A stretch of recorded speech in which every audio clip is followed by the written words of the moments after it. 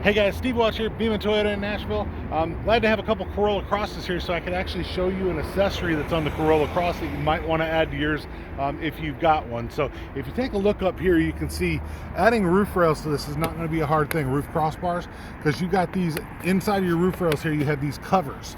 All right, there's one on either side and on the front and back in the same spot. So if you add those, you can definitely add some roof racks to them. And what would you think it would look like? Well, I have one right beside it here, which is actually a red one with the roof racks installed on them. So if you take a look here, you can see it sits down in there. It's real nice and flush. You usually are going to have the aerodynamic look to the front of them so that you don't get a wind noise. Now there is a placard that's up here, so if you want to look at the placard here, I'll get you a good, hopefully good look on it here.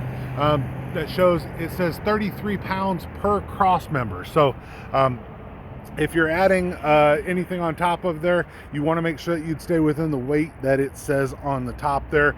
But if you want to look, I can show you how these things look from the side a little bit more, and you can see what you think. Obviously, you can see the green one beside it there and see what you think there. But we'll take a pretty good look of how these look from the front. You can see if you like them. Some people like them just for the looks, not necessarily for the utility.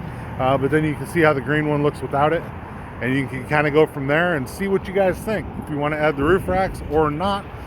But definitely, if you guys want to do it, you can do it on the Corolla Cross. You can get a little bit extra utility out of the Corolla Cross with the roof rack. Steve Watch, Beaman Toyota in Nashville. You guys have a great day. We'll talk to you soon. Bye.